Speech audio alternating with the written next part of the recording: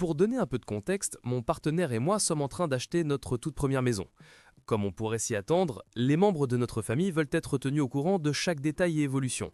Donc lorsque je suis rentré à la maison ce soir, après avoir fait quelques courses liées à la maison, je me suis rendu compte que j'avais besoin d'aller aux toilettes. J'ai pris mon téléphone et j'ai commencé à m'occuper de mes affaires. Tout en restant assis là pendant un certain temps à parcourir YouTube, mon écran a soudain affiché un appel entrant de ma grand-mère maternelle. Étant donné les circonstances et la nature de mon activité actuelle, j'ai décidé de l'envoyer sur le répondeur avec une réponse automatique disant « Puis-je te rappeler s'il te plaît ?» À mon grand soulagement, elle a répondu simplement par un « Bien sûr ». Il est important de mentionner que ma grand-mère est une chrétienne dévote qui adhère à un vocabulaire très strict concernant ce qu'elle trouve offensant. Un exemple flagrant est que ma mère et mes oncles ont toujours reçu pour instruction de se référer à la défécation comme « aller au plops ». Cela a conduit à ce que toute conversation impliquant les toilettes ou des sujets connexes soit considérée comme tabou. En écoutant le message vocal de ma grand-mère, j'appris qu'elle déjeunait avec ma mère et souhaitait discuter de l'avancement du règlement de la maison. Après avoir terminé ma visite aux toilettes, je l'ai rappelé, mettant le téléphone en haut-parleur. Cela a permis à ma petite amie de se joindre à la conversation et de saluer ma grand-mère également. Nous leur avons donné toutes les informations sur la maison et ma grand-mère a fait une blague sur le fait qu'elle ne pouvait pas imaginer ce qui était plus important que de prendre son appel. C'est à ce moment-là que j'ai commis une terrible erreur. J'ai répondu en riant « Tu ne veux pas connaître les détails, alors disons simplement que j'étais indisponible ». À cela, ma grand-mère répondit par un « Oh, d'accord, inquiète ». Ce n'est que lorsque ma petite amie est intervenue disant « Salut Judy, comment vas-tu ?» et que ma mère et ma grand-mère ont toutes deux exprimé leur surprise de sa présence, que j'ai réalisé la grave erreur dans mon choix de mots. Le au revoir avait un ton étrange, ce qui m'a incité à jeter un coup d'œil au visage de ma petite amie et à comprendre enfin la gravité de la situation. Je me suis rendu compte que mon commentaire avait involontairement suggéré que j'avais été pris en flagrant délit d'activité intime avec ma petite amie, ce qui aurait été totalement inapproprié à partager avec elle. L'idée de discuter avec autant d'audace d'un tel sujet avec ma grand-mère religieuse m'a laissé mortifié. Réalisant l'urgence de la situation, j'ai rapidement envoyé un message texte à ma mère pour tenter de rectifier le malentendu. J'ai tapé furieusement « Maintenant je réalise à quel point cela a dû paraître, je jure que j'étais juste aux toilettes !» La réponse de ma mère a apporté un certain soulagement. « Lol, celle-là, on pensait totalement autre chose. Je pensais que tu étais un peu trop direct avec ta grand-mère. » En résumé, dans une série de malentendus, j'ai accidentellement amené ma grand-mère religieuse à croire que j'avais été pris en flagrant délit d'intimité avec ma petite amie, plutôt que de simplement utiliser les toilettes. Ce n'est pas vraiment de sa faute. Je ne déteste pas Bam. Mais nous organisons une fête de Noël chaque année et faisons un éléphant blanc, généralement des articles de 25 $. Et nous aimons être créatifs, amusants et parfois inappropriés puisque c'est avec des amis. Cette année, j'ai décidé de créer un prix Throat Greatest of All Time et, pour ajouter de l'humour et de la valeur, faire un caméo de quelqu'un félicitant le gagnant de ce prix. Je n'ai jamais commandé de caméo auparavant, mais cela semblait assez simple. Il y avait deux directions à prendre. Soit quelqu'un que la plupart des gens connaîtraient, ce qui pourrait coûter cher, soit opter pour un inconnu pour environ 5 $. Les deux pourraient fonctionner, mais j'ai décidé que j'irais avec une personne connue si cela me semblait approprié. Je faisais défiler les célébrités et bien qu'il y ait eu de bonnes options, la plupart coûtaient environ 300 $. Mais puis j'ai vu Bam Margera pour 100 $. Et je me suis dit, tu sais quoi, Bam pourrait être hilarant puisque c'est quelque chose d'inapproprié, il pourrait y mettre un peu d'énergie, cela pourrait être hilarant. Qui se soucie si c'est censé être un cadeau de 25 $? Je suis allé sur ChatGPT et je lui ai demandé d'écrire un texte dans le style de Bam pour le gagnant du prix. Il a fait de bon travail et j'ai un peu modifié, puis je suis allé voir la demande caméo. Eh bien, votre demande ne peut avoir que jusqu'à 250 caractères à moins que vous ne vouliez payer plus. Et même alors, c'est assez limité. Alors, je suis passé d'un scénario et je lui ai demandé de féliciter le gagnant du prix et ai dit que c'était un élément d'un jeu d'éléphant blanc. Le texte demandait pour qui était le caméo et j'ai mis « Gagnant du prix Throat Greatest of All Time 2025 ». Je lui ai demandé de les booster avec mes derniers caractères. Le créateur a une semaine pour vous envoyer sa vidéo ou vous obtenez un remboursement. Après 5 jours, je me suis dit « Tu sais, ce ne serait pas la pire des choses s'il ne le fait pas et j'ai mon argent. Néanmoins, j'espère qu'il le fera et que ce sera génial. » Je vérifie ce matin et mon caméo est dans ma boîte de réception. Je le regarde et il dit « Quoi de neuf Panda Lungs, Bam Margera ici au Castle Bam et je voulais te féliciter pour avoir gagné le prix Throat Greatest of All Time 2025, le prix officiel de l'éléphant blanc, gorge de chèvre. Rock on. Il me félicite, c'est inutile. Mais cela a techniquement rempli le texte que j'ai envoyé juste avec une certaine confusion. Il semblait que je pouvais envoyer un message pour remercier Bam, donc je pensais que peut-être je pourrais clarifier et lui demander de le refaire. Mais il faut payer pour envoyer les remerciements. Alors je coupe mes pertes et assume la perte. Au moins, quand quelqu'un est coincé avec ce stupide prix, je peux lui donner la satisfaction de savoir que je me suis joué et payé 100 $ pour que Bam Margera me félicite d'être le Throat Greatest of All Time. En résumé, j'ai payé 100 $ à Bam Margera pour un caméo sur un cadeau humoristique, le félicitant d'avoir gagné un prix pour être le Throat Greatest of All Time dans le cadre d'un cadeau humoristique. Il a mal compris le texte et m'a félicité. Pas de remboursement, seulement des regrets. Cela s'est produit il y a 2 jours, pas aujourd'hui, mais je suis toujours en train de gérer les retombées. Alors, j'essaie de me mettre à la boulange au levain depuis août environ. Je vis dans un immeuble plus ancien à Milwaukee, un endroit plutôt petit, peut-être une quinzaine d'appartements. J'avais ce levain que j'avais nommé Gérald, parce que je suis agaçant comme ça. Je le nourrissais tous les jours. Il se portait bien, sentait le yaourt acidulé ou ce qu'il est censé sentir.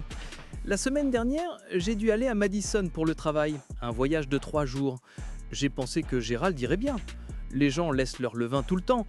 Je l'ai mis au réfrigérateur avant de partir dimanche. Je suis rentré mercredi après-midi et mon appartement sentait bizarre. Pas comme bizarre et mauvais, juste comme une odeur de fermentation très forte. J'ai ouvert le réfrigérateur et Gérald avait comme explosé hors du contenant. Il y avait cet débordement croûteux sur toute l'étagère et ça sentait super fort vinaigré et intense. Je l'ai nettoyé, ouvert quelques fenêtres, peu importe. Je n'y ai pas pensé plus que ça, en plus d'être embêté de devoir recommencer à zéro. Ce soir-là, vers 21h, je regarde la télévision et j'entends quelqu'un frapper à ma porte. C'est mon voisin Rose d'en dessous qui panique complètement en disant qu'il y a une fuite de gaz. Il dit que toute la cage d'escalier sent les produits chimiques et qu'il appelle le 911. Avant que je puisse expliquer quoi que ce soit, il y a des camions de pompiers à l'extérieur. Évacuation totale. Tout le monde se tient sur le trottoir en pyjama pendant que les pompiers passent dans le bâtiment avec des compteurs pour trouver la fuite. Il s'avère que l'odeur de mon levain était entrée dans les conduits et s'était répandue dans tout l'immeuble. L'odeur de fermentation du vinaigre était assez forte que plusieurs personnes pensaient qu'il s'agissait d'une fuite de gaz ou d'un déversement chimique. Le chef pompier sort et demande si quelqu'un a des substances en fermentation dans son appartement.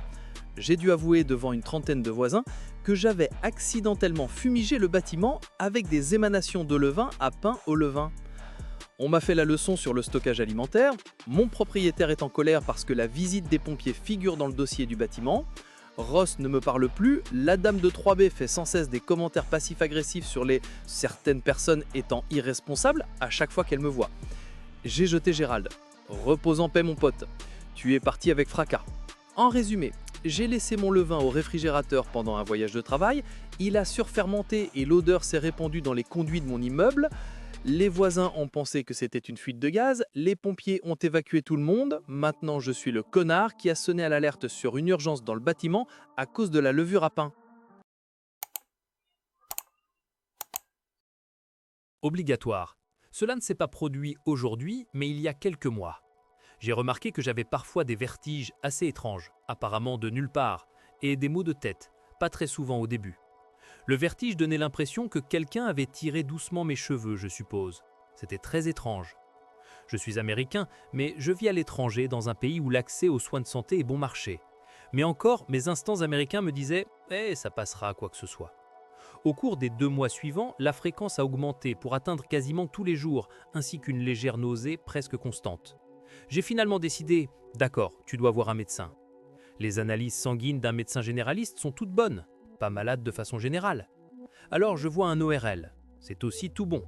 Il suggère un neurologue, super, je vois un neurologue, je leur montre que mon équilibre est perturbé et que tout est clair par ailleurs. Il suggère une IRM cérébrale, super. Pendant ce temps, je porte des lunettes. Mon travail les avait abîmées. Verres très rayés, écailles nasales cassées, ne se positionnant pas correctement sur mon visage, très vieille, etc. Je suis une personne frugale, que puis-je dire? Et je ne les porte que pour voir au loin et me déplacer. Quelques jours après le neurologue, et en essayant de comprendre comment programmer une IRM cérébrale, je descendais du bus. J'avais lu, donc les lunettes n'étaient pas sur moi. J'ai remarqué que je n'avais pas la tête qui tourne ni la nausée. Bizarre. En mettant les lunettes, immédiatement mon équilibre est étrange et je me sens malade. Et tout s'est éclairci. J'ai porté mes lunettes abîmées pendant tellement longtemps que mes yeux étaient épuisés de compenser pour elles, ce qui perturbait mon équilibre et tout le reste. Donc heureusement, pas de tumeur cérébrale ni d'autres neuropathies. Alors j'ai arrêté de les porter, j'ai acheté de nouvelles lunettes et il a fallu quelques semaines d'ajustement, mais tout va bien maintenant. En résumé, j'ai porté des lunettes abîmées pendant tellement longtemps que cela me donnait des vertiges et je pensais avoir un problème neurologique. De nouvelles lunettes ont résolu le problème. Un véritable scénario du rasoir d'Occam. Je suis une femme de 22 ans et je suis avec mon petit ami, un homme de 24 ans, depuis presque 2 ans maintenant. Nous sommes ce couple qui s'est rencontré alors qu'il me vendait une pizza et qui, d'une manière ou d'une autre, n'a jamais manqué de sujet de conversation, donc nous avons commencé à sortir ensemble. C'est un garçon très aimant, très drôle et, jusqu'à hier, attentionné dans les domaines qui comptent, comme quand il a arrêté de dealer de la drogue et on est tous les deux devenus sobres ensemble. Nous avons déjà parlé de tatouage, j'ai un petit contour d'un point-virgule sur mon poignet là où se trouvent mes cicatrices d'automutilation, mais il n'a plus d'encre et a toujours dit qu'il ne se ferait tatouer que quelque chose qui me concerne. Dimanche dernier, nous avons traîné avec ses amis chez lui et ils sont tous sympas. Alors qu'il me ramenait chez moi, il avait l'air très excité de m'annoncer quelque chose et a commencé à lâcher des indices sur une surprise spéciale. Rien d'énorme, juste quelque chose de permanent pour montrer que tu es ma personne. J'ai ri parce que, bonjour, on a 22 et 24 ans, le mot permanent me semble énorme. Ensuite, il a continué à dire que le fait de me donner ma virginité l'avait convaincu que je ne pourrais jamais l'oublier, donc il voulait me montrer à quel point il est sérieux à mon sujet. Avant de me déposer, il a sorti son téléphone et a ouvert une conversation avec un tatoueur à qui il a envoyé différentes photos d'inspiration de tatouage de mon initiale. J'étais tellement choqué, mais j'ai fait semblant d'être excité et j'ai dit « Aucun de cela n'est bon, mais je vais t'envoyer mon propre choix depuis Pinterest, d'accord ?» Et il était encore plus enthousiaste. Et je suis rentré chez moi que j'ai fixé le mur pendant 1 heure parce que je ne suis juste pas sûr à propos de ce type, je le jure. Bref, aujourd'hui il m'a prise la main et a dit « Je l'ai réservé, demain. Ton initiale, juste ici. » Il tapote l'intérieur de son avant-bras comme si c'était déjà fait. Mon estomac se retourne. Écoutez, je ne suis pas contre les tatouages, je suis contre mon initiale sur le corps de quelqu'un d'autre alors que nous n'avons même pas parlé d'emménager ensemble. J'ai essayé de rester cool, alors j'ai dit « On devrait peut-être attendre pour ça. » Il était si choqué, son sourire a disparu et il m'a demandé plus tard « Bébé, tu n'es pas sûr de moi ?» Et j'ai dit « Si, je le suis, c'est juste trop pour l'instant. » Et ça a conduit à une mini-dispute, mais il est juste distant maintenant. En résumé, j'ai dit à mon petit ami de ne pas se faire tatouer mon initiale après avoir fait semblant de le vouloir pendant 2 jours et maintenant il est triste et je ne sais pas quoi faire.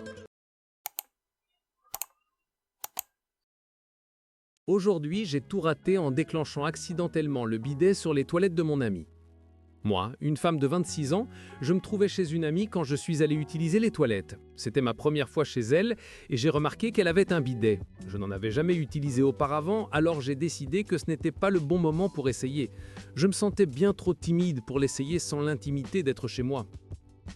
Je me suis assise et j'ai fait mes affaires et une fois que j'avais eu fini, je me suis levé. Simple, n'est-ce pas ? Le seul problème était que ma cuisse l'a déclenché d'une manière ou d'une autre et il a commencé à gicler. Je n'avais jamais imaginé un bidet avec la force de ce bidet.